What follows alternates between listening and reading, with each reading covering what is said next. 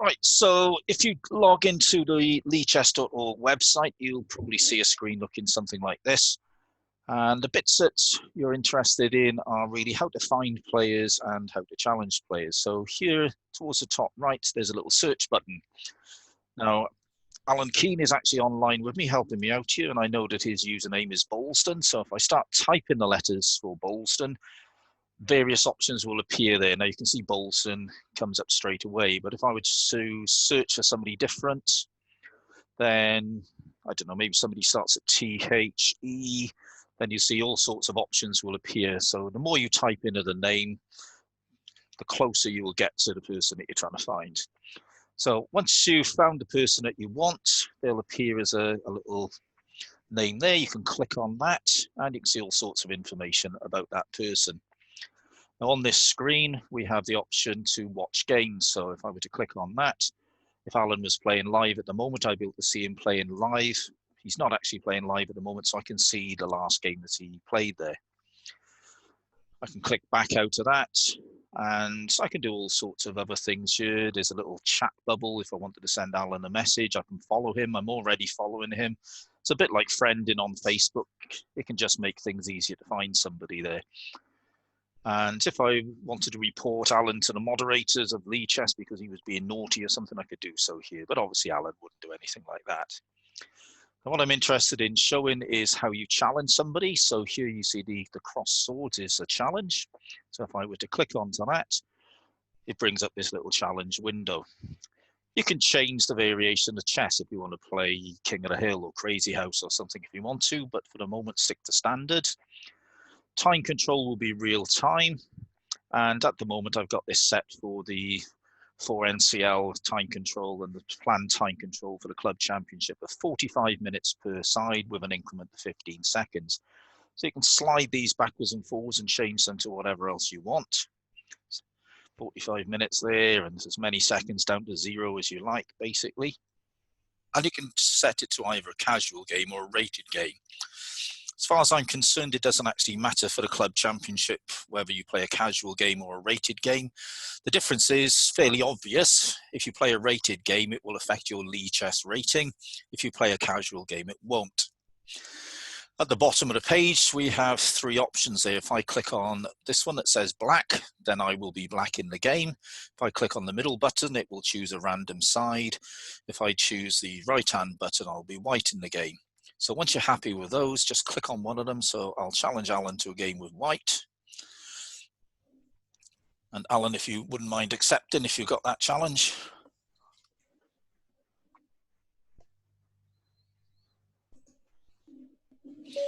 There we go. Then we have the game in front of us. There's a little chat room on the left-hand side. There's a few shortcuts here, so I could click this button and it will automatically tell Alan hello and good luck and various things like that. Or you can type in something manual if you really want to. Over here, we got the main board. Simply drag a piece or click to move it. So I'll play my first move there. And then Alan will play a move after spending 5 hours thinking. No, there we go. So we could just simply play the game as we normally would. Now, if we get to a position where you want to resign, there's this flag option on the right-hand side. So if I click that, then it gives me a chance to cancel, right? Just in case I accidentally clicked on it. This hand in the middle is offered a draw. And this button on the left-hand side is to propose a take back. Now, I personally set my Lichess to avoid that option. Sometimes you have a game and somebody makes a move and they want to take it back. So I just automatically got that switched off. So I'm going to offer Alan a draw and hopefully he'll accept.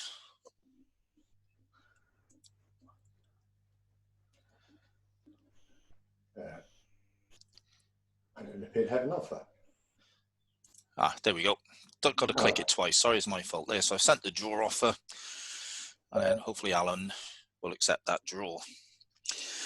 Now, Alan's going to challenge me, so we'll see what happens when a challenge comes to you.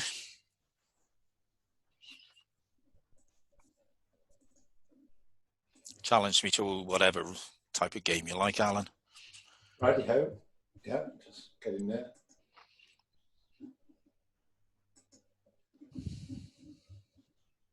Right, I'll challenge you. So you notice here on the screen a little pop-up's occurred where the double crosses are. There's one challenge from Bolston. It's a rated 45 plus 15 game with standard variation of chess. And if I mouse over it, I got the option to accept or reject. So again, I'll simply tick to accept. And then we've got the new game in place, which, seeing as I pinned some points off Alan a minute ago from the draw, I'm going to resign in a second. There we go. And I gave Alan a lot more points back, but points don't really actually matter too much. So that's simply how you sort of challenge somebody, accept the challenge and play the game.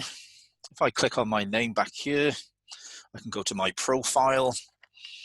I can see various bits of information there, like how my grading has changed over time and any information I put into the website, but I'm not too worried about that. Here I've got 7 followers. So these are people who were sort of following me on Lichess. This guy Seb is somebody from Newport Chess Club. Ethan Pugh and Cam Gamer Hodges are ex-students of mine. Bolson is Alan. Odin 1982 is Matt Parry. John Waterfield is obviously John Waterfield. Don't know who Perkman is off the top of my head. So if you want to watch any of those people playing, again, if you mouse over them, we get a little window of information, and you can just click on the watch the game option or send messages or so forth. Now, what's useful here is you might want to watch more than one game. So where I've moused over watch game, if I right click, I can open a link in a new tab. So I could have as many tabs as I want open. So for example, when the 4NCL was on, I would have a tab open for each person's game, and I could just quickly switch between the tabs to see how they're getting on. So that's my followers, people who are following me. And up here, we have the option to look at people who I'm following. So you'll see that I'm following various people. Titus Andronicus is Richard. Odin 1982, as I said, is Matt Parry. Dr. Rov1 is David Roveretti, who played in our 4 Knights team, and so forth. And again, you've got options directly on this screen to challenge them or chat to them or follow them or unfollow them or whatever. And a mouse over each person. You can see at the moment Seb from Newport is playing. So I can watch that again, open in a new tab, and then I can see Seb's game. You can actually chat there, but I believe that the people playing the game can't actually see what you type in.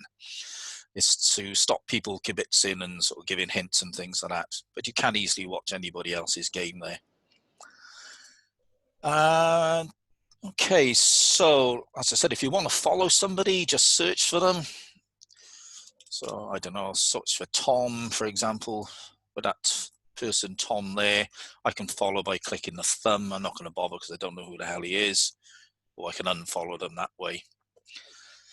Just following somebody can sometimes just make it quicker to find their games on the day.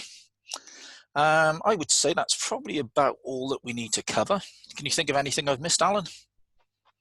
No, I think the main thing is just know how to start and challenge and play, really. Yes, exactly. Once you've done it a few times, it's fairly straightforward. So thank you very much, Alan. I shall hopefully come across you next week once we get this club championship going. Good man. Okay. Right, thank you very much. Hey, cheers for now.